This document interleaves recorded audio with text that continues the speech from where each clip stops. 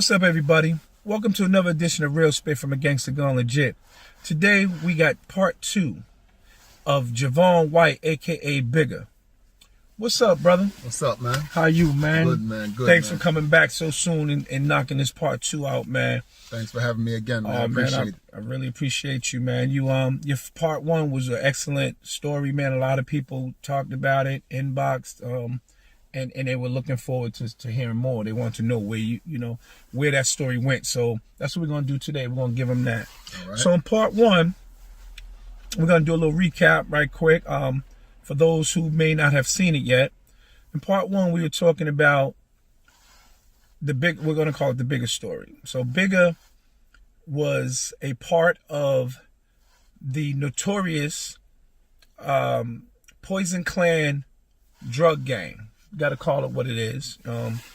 They were responsible for a lot of money in the 80s during the crack epidemic. They were spread. They originated from New York. That's right. And they spread to Boston and Virginia. Is that right? That's right. Okay. Now, Bigga was his role. He played a role where he helped set up shop in the Boston area, right? That's right. Okay. So when you ran with the Poison Clan, you were a lot younger, of course. Yeah. And so let's go back to that young Bigga for a moment. Let's get. I want you back in that mind state.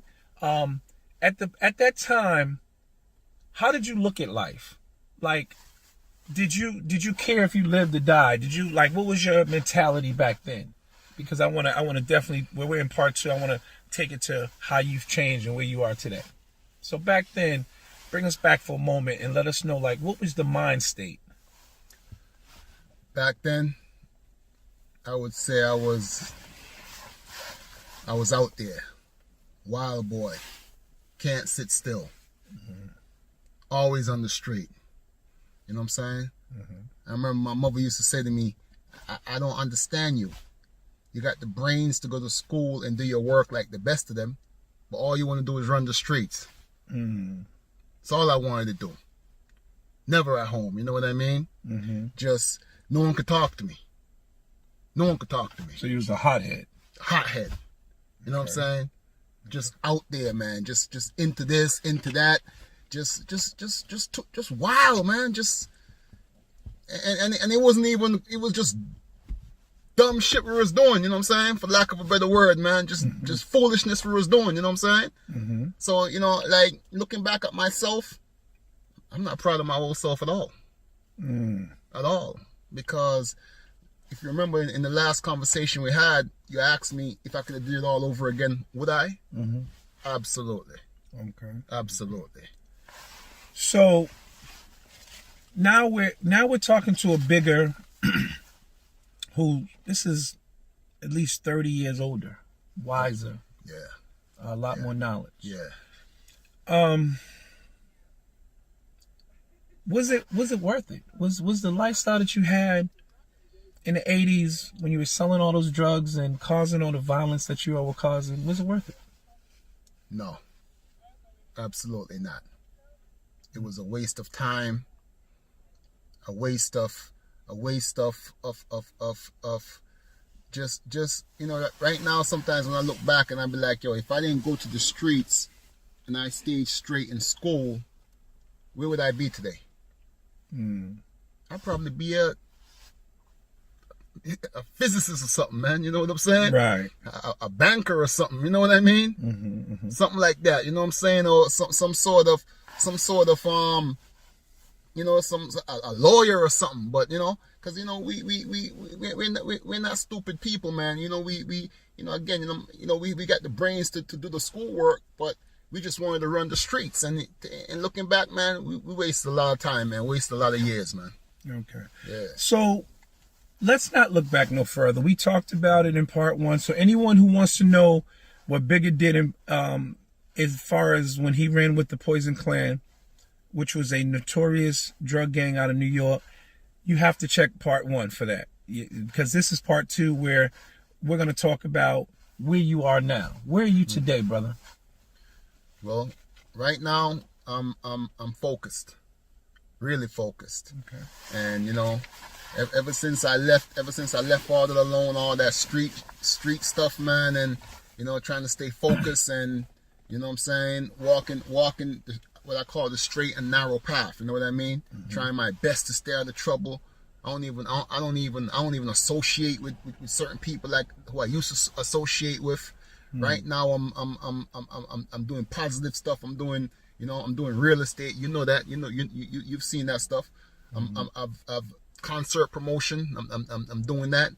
I was also doing infrastructure development in Africa, but COVID came and kind of slowed that down a little bit. So what I'm saying, now that we're kind of like stuck over here in the US right now until the world opened up again and we start traveling again. I'm gonna get back to that, what I was doing in Africa, the infrastructure development. So let me stop you right there for a second. So you sound like you're doing a lot today. Like you're all over the place. Yeah. So let's talk about the lifestyle, the difference. So when you were in the streets, we all live this facade that when we're in the fast life that we're living. So would you say that you was living more then, or you living more now? No, I'm living more now, man. Definitely, man. Now I'm traveling the world. I done seen the world. You know what I'm saying? I've a lot more experiences. You get a lot more respect. You know what I'm saying? Because people don't respect drug dealers, man. You know that, man. People don't really. The only people who respect drug dealers is people from the street. Right. People in society, they look down upon that life, man. They scorn that life. So it's like we just wasting time in that life. You know what I'm saying? Now I feel like now I'm living. Now I'm reaching my potential. And how so? What are you doing that makes you feel like now you've reached that plateau where you can say I'm living life? Because a lot of times when we're in the street life, we're not living, we're existing, and people don't realize that. We think because we have the cars and the jewelry and the fast women and shit like that, that we're living. That's really not what life is about. So why don't you let us know, when you say you travel the world, how so, and what is it you're doing? What is your impact when you're going to Africa, and what are you contributing? Like, what are the things you're doing? Man, well, we touched on it. We touched on this in the first episode. You know what I'm saying? Where we spoke about the work I'm doing with the church. How right now it's my pleasure to help to restore churches and build churches. It's like I love that. That gives me a sense of purpose. Okay. You know what I mean? And not only that, but I help a lot of people on the ground. You know what I'm saying? I got many people in Africa who look out to me and ask me for assistance in whatever way I can, and I love to give back. I call it giving back. You know what I mean? I love to help people. You know what I'm saying? Okay. And there's projects that I was doing that I have done that it's unbelievable, man. It's unbelievable that God would even consider me worthy to do these kind of projects. You know what I mean? Yeah. No. I'm sorry, I didn't want to cut you off long. Because I don't consider myself as anyone special or anything like that. It's just I just give the glory to God for God to even consider an old OG like me. You know what I mean? Someone who done ran the streets and could have been dead 20, 30 years ago. You know what I'm saying? Right. Yeah. I mean, we did talk about that in part one. You did say that a lot of your friends were that you ran with, a lot of them are dead or they're in jail, facing life and doing life, right? Or going crazy. Or going crazy. Okay. One of those three. One of those three. All dead, right. in jail, or going crazy. Okay. Yeah. All right. So, how did you get? Like, what made you start building churches? Like, how did that come about? Came about by accident, really. I never went to Africa to say, yeah, I'm gonna go to Africa to build churches or restore temples. Nah, when I got there, the works were given to me, and I didn't refuse it. You know what I mean? I accepted, because God has your whole life already ordained for you. You just walk into that life. You know what I mean? You walk into it. I mean, it's already, the road is already ahead of you, and you catch up to where you're supposed to be. So it ain't like I got on a plane one day. I was like, you know what, man, I'm going to Africa to go build churches and restore temples. Nah, I got there, and the works were presented to me, and I followed suit. So you have God in your life now, obviously, right? Yes, And 100%. 100%. Yeah. So where was God at when you were in the street life? Where was he at then? God was always there, because God. I look at it like this, right? God gives you a calling, or he calls your name, and when he calls your name, you should recognize that moment. Before that, he allows you to live and experience life on your own before you're able to comprehend or before you're able to change. You know what I mean? Mm-hmm. So he allows you to live your life, and then he calls you. That's why it's called. That's why I say you receive a calling. So he calls you, and you must recognize when you receive that call. So is it fair to say that if he was in your life when you were in the streets, which I'm sure he is, and that's why you're here today, Absolutely. That you were ignoring those calls? I wouldn't say I was ignoring the calls.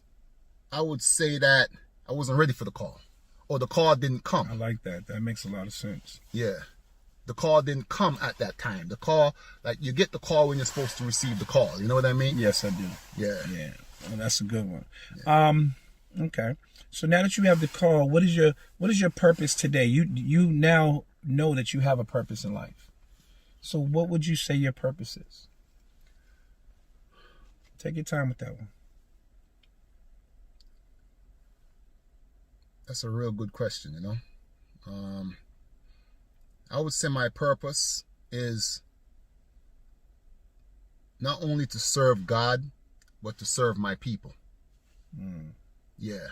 However way I can give back, even what we're doing now is giving back, because Absolutely. we are letting the younger generation know, do not follow this life. I noticed something. I've been watching a lot of interviews since I got into this area, this platform, right? Mm-hmm. And even I've said this myself, and you just said it. You said the younger people. We say that we're showing them, and we want to teach them a different way. But you know what I realized? There's also a lot of older people that we're able to reach as well. And they can, because I don't believe in that. You're too old. You can't teach an old dog new tricks. I don't believe that. So it's never too late for anyone to change or anyone to get a message. Absolutely. So I do think that when we say we're trying to reach and save someone's life, I think I'm going to be more open about that and saying, instead of just young, because there's been some older cats who have been in the inboxes and saying that they've been inspired by seeing a video of something that someone has said. So I think that we are definitely giving back, brother, and we're doing it for the masses. True. We're not just doing it for younger people. True. Yeah. So okay, I just wanted to. It just came to my mind when you said that. Yeah. But anyway, so you're right. We're giving back. So now you have so your purpose. There's your purpose right there, brother. Your purpose is, obviously you're at a point where you're comfortable with helping other people. Absolutely. There's not that, and that I want to applaud that, because a lot of people, especially when you come from the background that we've come from, the selling drugs and the street fast life, where a lot of us are, we're self-centered and we're selfish. So whenever you can think to do something for somebody else, that's something that you have to take your hat off to, because everyone doesn't do that. So that is your purpose. Your calling is to help others. Absolutely. That's your story. I love that, brother. And I'm glad you embraced it. Yeah. So in doing so, why don't you I read on your timeline a comment from a brother, like, you're not the type of person that when you're doing something that you have to be the boss and it's all about you. You believe in that team. Yeah. Because what I read was somebody giving you your flowers while you're alive. And they were saying how you help them believe in themselves when no one else did, and give them an opportunity to do a show, because you were at one point you were doing concerts and parties and stuff like that. Yep. And they said that by you believing in them, it was life changing to them. Absolutely. Now that same I'm pretty sure I know what you're talking about. That same comment that guy made on my profile. Now he done opened up for other international artists, and he was happy that I gave him a chance to open up for Junior Reid. Okay, that was the artist. I couldn't remember the name. Okay. Yeah, Junior Reid. So I reached out to him. I was like, hey man, I'm doing this concert with Junior Reid. You down to perform? He was like, yeah, word. You know what I'm saying? And since that moment, so because I gave him an opportunity to have Junior Reid on his resume, it opened up other doors for him. Because people could now say, wow, you opened up for Junior Reid? Okay, you could come and open up for this person, open up for that person. And now his career is starting to build and take off from there. That's good, bro. That's beautiful. And another thing that I know that you're doing, since you've turned your life around and became a positive person again, you're very productive in society. And you're also doing, you got into the real estate game. That's right. Man, that's dope, man. And right. we talked about, we're going to be doing some things in 2021 together. Yeah. I look forward to it, brother.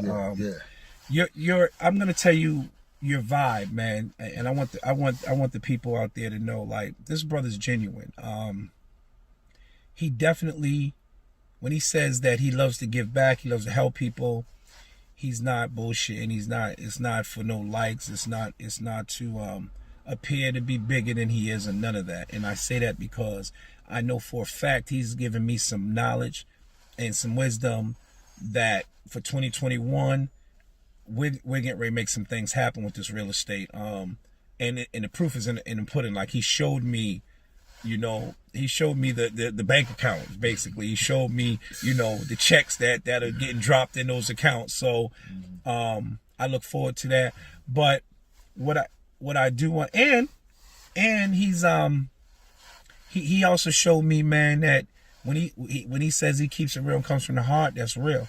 He got down with some things that I'm out here doing right now, jumped right in, and me and the brother we basically just linked up, not long ago. So brothers like you, I really got a lot of respect for and love, because you're walking the walk, brother. You're not just talking, and yeah, man, I definitely respect you for that.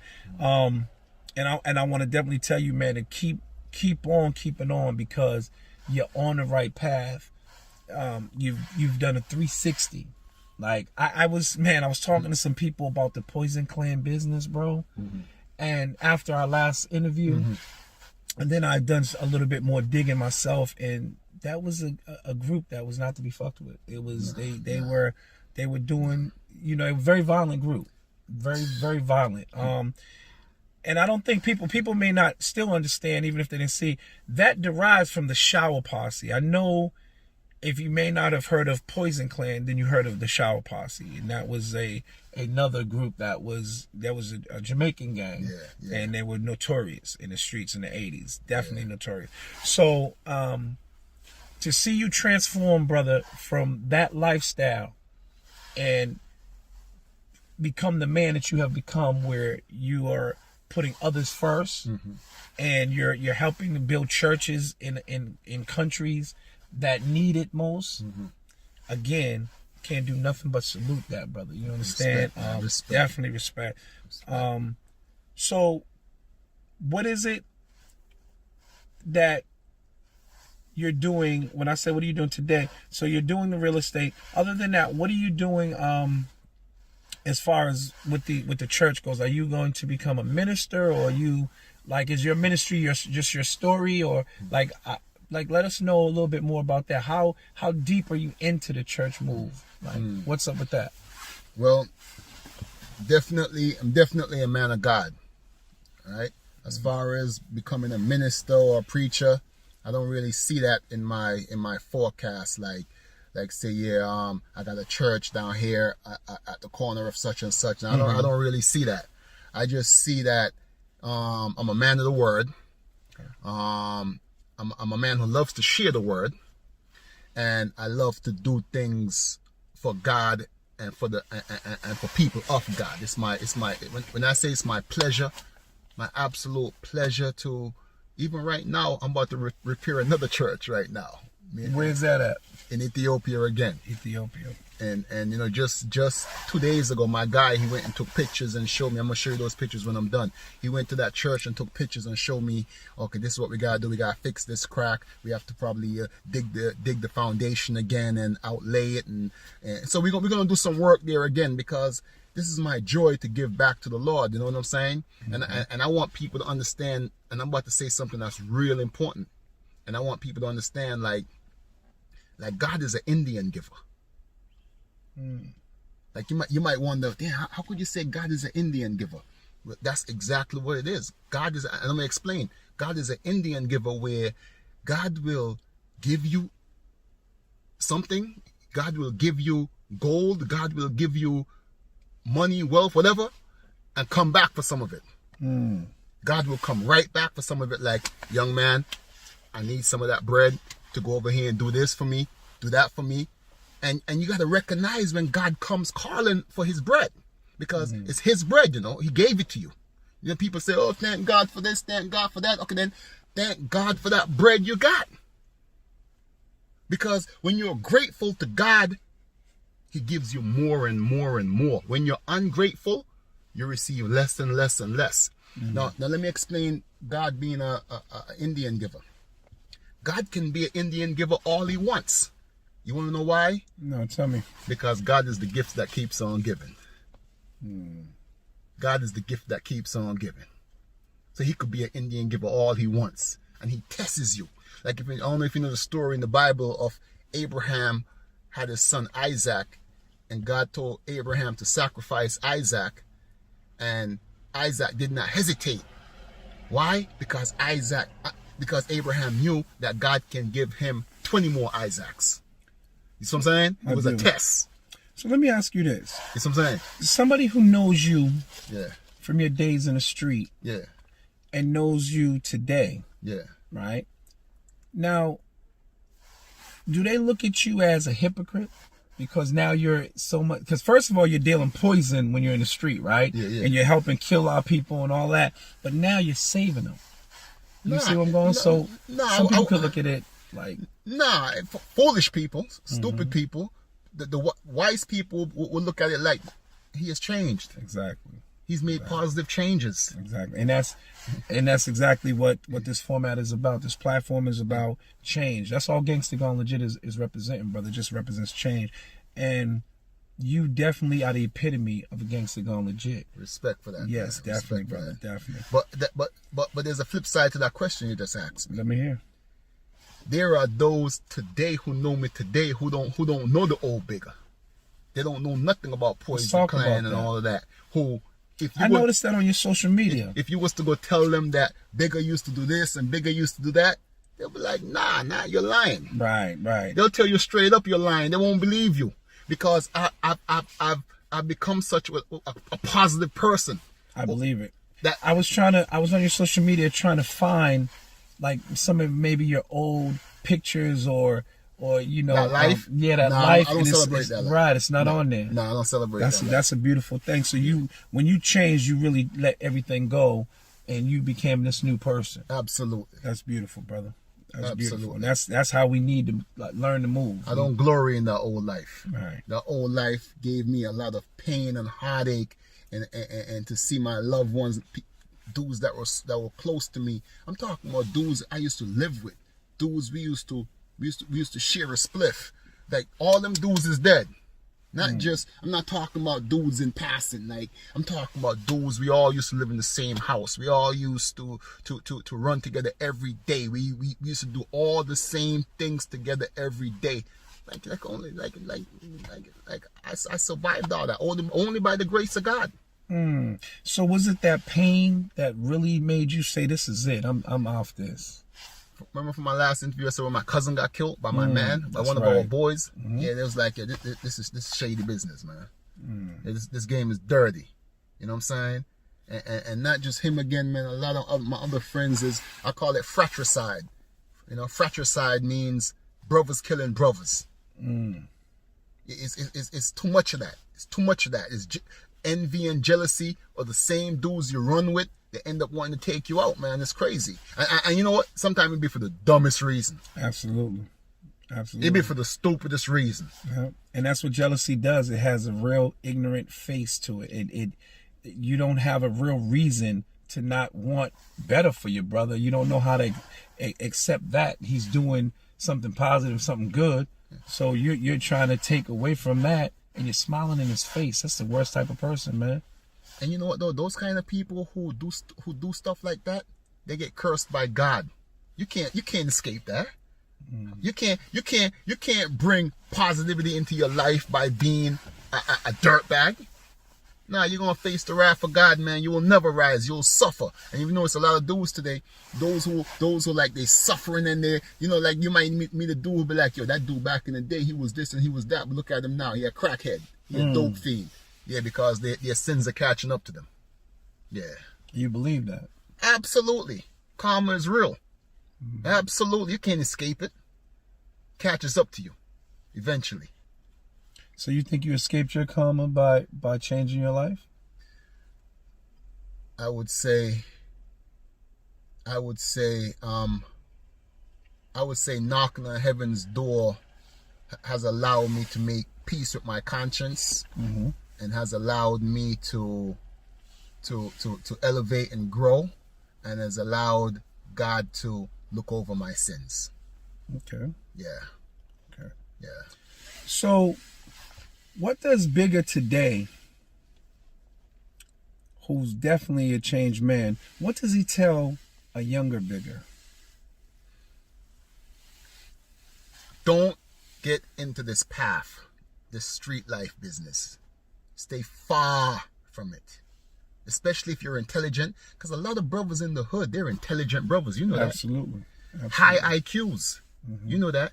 But we're just bad. So we went to the street. Not dumb, you know, but just bad. Right. So for especially for the intelligent brothers, stay straight. I'm begging you. Don't join this life. This life is gonna cause you a lot of heartache, a lot of pain, tears. It ain't worth it. Is it worth it, B? Nah, it's not worth it, brother. It ain't worth it. It's not worth it. Right now, right? Young, especially for the young brothers. Even the OGs, like you said, because we're changing lives. We ain't just changing young people's lives. Older people can benefit from this too. Leave this drug game alone, the street life alone, and go into stuff like tech.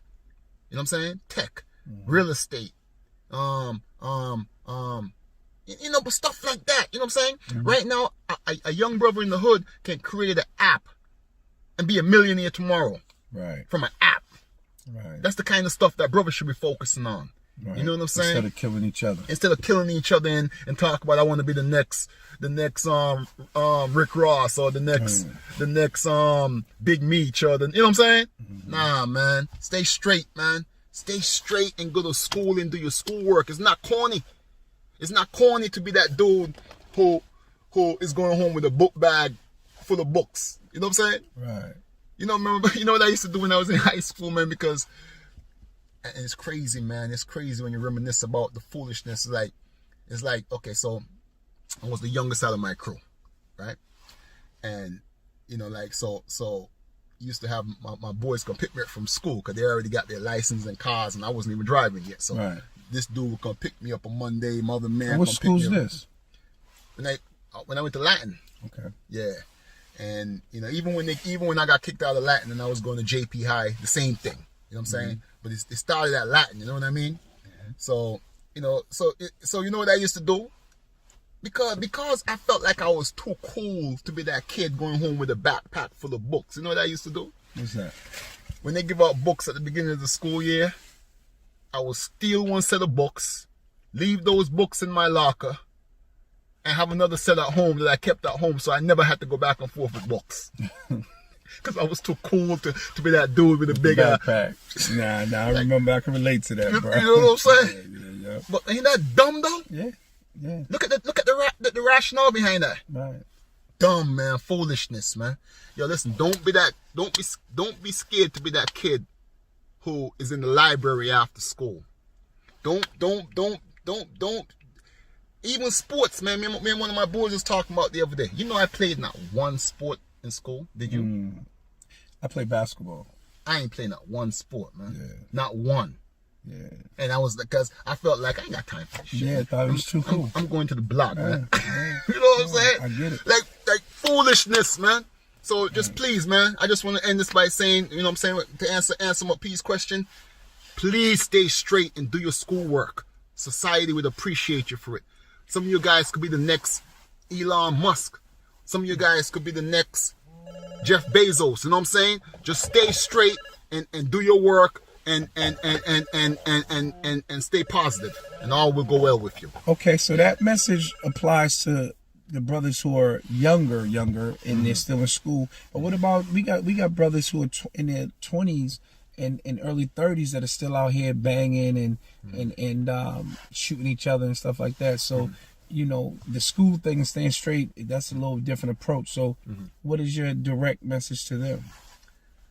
Man, if you're out here banging in your 30s, and especially if you was banging since your teenage days, if you're still banging and taking pleasure in shooting people for dumb reasons, just because you want to prove you're a bad man, it's like the stupidest thing ever. Brothers in their 30s or even their 40s should be looking to put all that behind them and do something legitimate and straight. There's a lot of things you can do legitimate and straight. You know what I've been studying lately too? And I ain't jumped into it yet, but I will come 2021. Forex. You know what that is? No, I heard of it, but what is it? Foreign exchange, changing currencies. Okay. All this is stuff that you can go online, YouTube University, and look at all these dudes who's doing stuff like Forex. All these dudes is doing stuff like real estate. Like I say, when I was doing infrastructure development in Africa, and then the coronavirus came and kind of shut all that down because you couldn't travel no more, I'm like, man, what am I going to jump into now that can really, you know what I'm saying, bring me some good bread? Real estate. You know what I'm saying? Because one of my boys, he kept telling me, man, my brother's doing this, my brother's doing that. And I wasn't really interested in real estate like that until I finally went and checked it out. Went and spent all summer during the quarantine studying real estate. That's all I did during the quarantine, during the summer. Studied real estate. Now I'm in it. Like serious, you know what I'm saying? And you've seen that, you know what I'm doing. Same thing with the Forex, the foreign exchange. Brothers can do the same thing. You can go and get all this education. It's free. It's free education. It's there on YouTube. So basically, just switch your lane, switch your hustle. That's what you're trying to give them. Absolutely.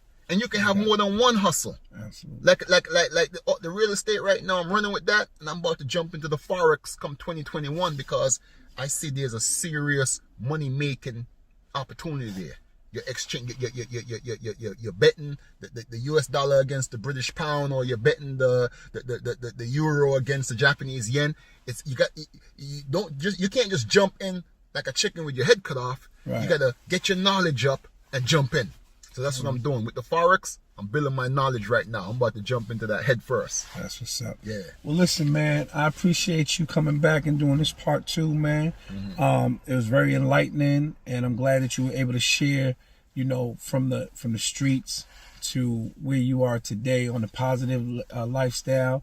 I actually got to say that I like this interview a little bit more because I feel like this is where we should all be focused on. We would try to, you know, reach each one, teach one. And I think that's what you definitely did in this episode, man. I think you know, you're going to definitely get to someone out there, and it's going to inspire them to want to do more and do different. Man, I appreciate you again, brother. Respect, man. Once again, man, this has been Real Spit from the Gangsta Gone Legit. You just heard the Bigga story. Bigga, you know. Do you still go by that name, brother?